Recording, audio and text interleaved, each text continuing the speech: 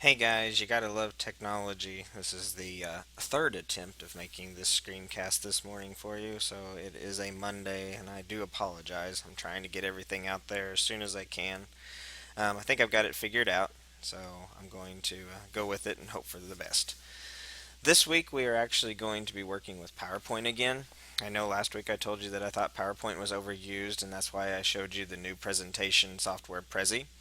I do still do think PowerPoint's overused, but there are different ways that you can use it, and a lot of students are unaware that you can actually make your own tutorials or your own quizzes so students can actually work on things alone.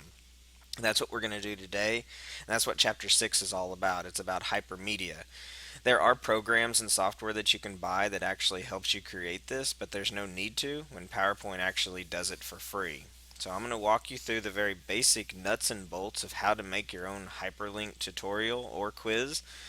When you make your own, you're going to need to make sure that it is pretty and everything's got colors and it's lined up and it looks nice. What I'm showing to you today is very basic, just the textual information that you'll have, but even with that, you'll change it around. So here we go. Notice I've got PowerPoint already open and I'm open to my first slide. So I'm going to make my first slide question 1. Again, this is just to guide you guys. It will be question different. You guys can do any layout you want, but I just want to make this very basic for you to know what I'm doing. So your first question. What's truly neat about this is that you can make this elementary level or you can make this high school level. It just depends on the types of questions you want to write. I'm going to show you a couple either easy ones. So what is 3 times 2? Whatever it is, you have your first question. Again, easy to challenging. Within that slide, you also need to have possible answers. And again, you can have as many different answer choices as you want. You can space them however you want. It's just really up to you. This in essence is your first question, or any of your question slides. Must has a question, must have possible answers. Then you're going to need to create 2 more slides. So let's go ahead and just make them. For each question, the bare minimum you will have is 3 slides that go with it. Then you'll have another question slide and 2 slides that go with that. This will make sense as we get going.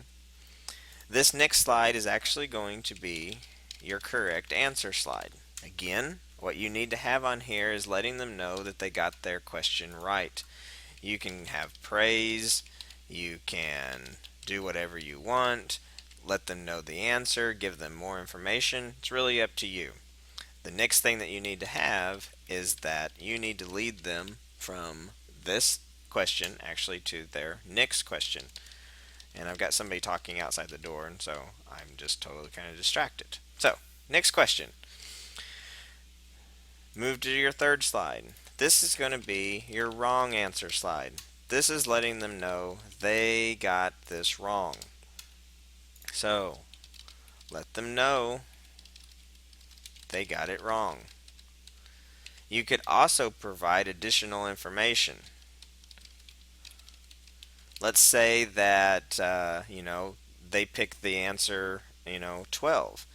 You could maybe give them a hint, something that might help them. You could give them extra information. Let's say that you were doing what I said in the directions, that you were doing maybe an artist type of quiz.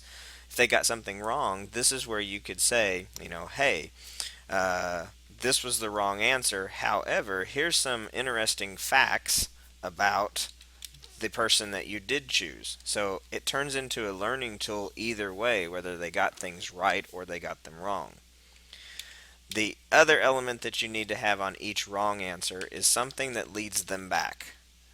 You want to try again, return to question 1. It can be an arrow that goes backwards. It doesn't matter. You just need to lead them back to that first question. Before we link all this, we're actually going to make one more slide, and this turns into your next question, which is question 2. Okay, we are ready to link. This is different than how you use PowerPoint. Right now when you have PowerPoint slides, you hit the enter button or the space button, and it goes in order from slide to slide. You do not want students to go in order. You want them to be able to click on everything, whether it's answers, text that leads them places, pictures that lead them places.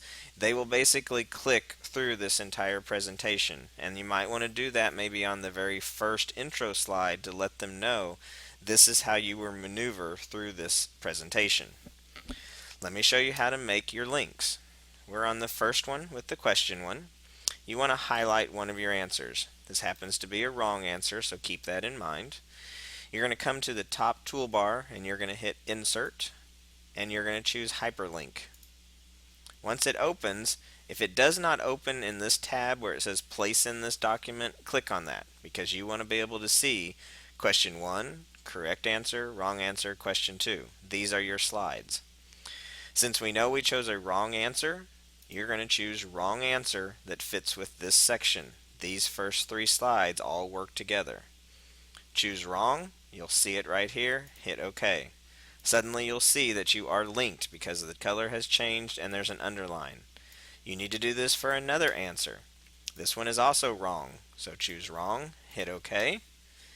6 is actually your correct answer, so the only thing you're going to change is you're going to choose the correct answer slide. Okay, this one is totally linked. Now you need to move to your correct answer slide.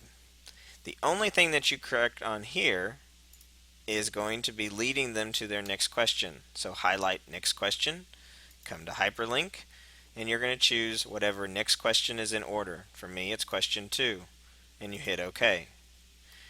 Now you need to come to your wrong answer slide.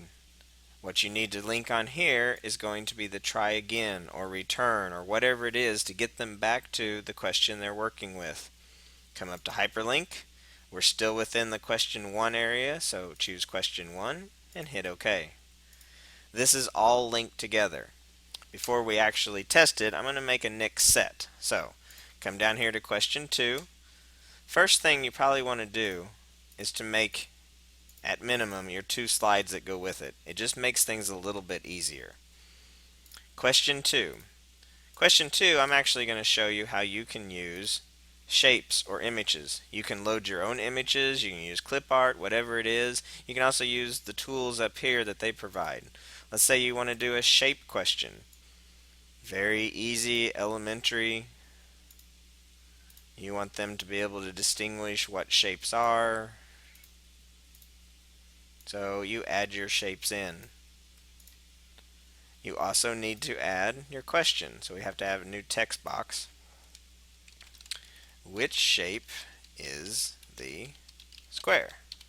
Again, I know this is very juvenile. Some of these questions are very easy, but as I said, you get to make what you want. You can make them challenging, you can make them easier. They can be for elementary, they can be for high school. It just depends on the content that you have put in here. I'm just showing you how to make the very basic links work. Next, you need to have your correct answer. Remember, you can add praise, you can do whatever, but you're also going to lead them to their next question. This one is your wrong answer slide. Let them know that they're wrong, maybe why they're wrong, additional information, and they're going to try again. So, come back up here to your question 2. You don't highlight your shapes, you actually just click on it. Notice that you've got all these circles and squares. That just means it's selected. Come back up to Insert, select Hyperlink again. This time you're going to be working within your next set of 3. This is why it's important to put these in. You've got question 2, correct, and wrong. So, what was the square? It was your correct one, so you say correct. Highlight your circle, choose wrong. Highlight your triangle, choose wrong. Notice I'm staying within these next 3 slides. If you were to choose this wrong answer slide, it's actually the one connected to question 2. So it would actually lead you back to question 1, which is not what you want. Okay. Come back down here to your wrong slide. You need to highlight your try again and get them back to question 2. And then this one would actually lead to your next question, but we don't have it created. To test this, to make sure this works, you're going to need to actually go into the slideshow, and then you're going to choose from beginning.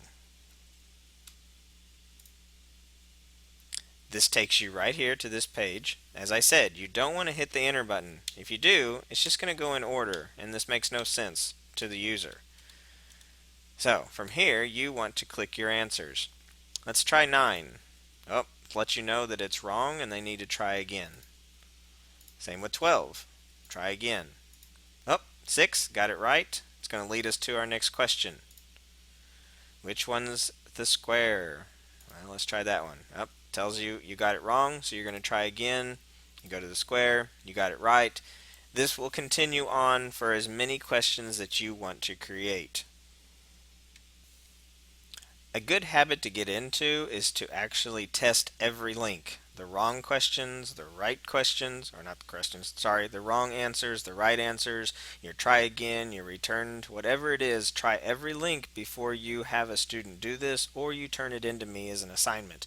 You do want to make sure everything works. This is the very basic of how to create these links. Again, you can do anything, any kind of layout, make it hard, make it challenging, make it easy. You need to use images, you need to use text, just a little bit of everything. For your assignment, I think I have you making 4 total questions for this, so in theory, you would have at minimum 12 slides, unless you included slides that were maybe wrong for each wrong answer. And if you wanted to provide that biographical information, you would have to have the number of wrong answer slides that equate to as many wrong answers as you have. That's only if you provide that additional information. And that's probably going to be for more challenging or upper level classes than maybe these easy, what are these number combination, what are these shapes, what are these colors. Just depends on what you're going to create. Once you're done, you just save it as a regular PowerPoint presentation and you will load it where I have that you guys need to load it in the assignment list. So I hope this makes sense. If you have any questions, please let me know. I'm always here available to help, and I will always try to clarify anything. I do this stuff so much that sometimes I tend to forget maybe a little step or something that maybe somebody doesn't know or doesn't have.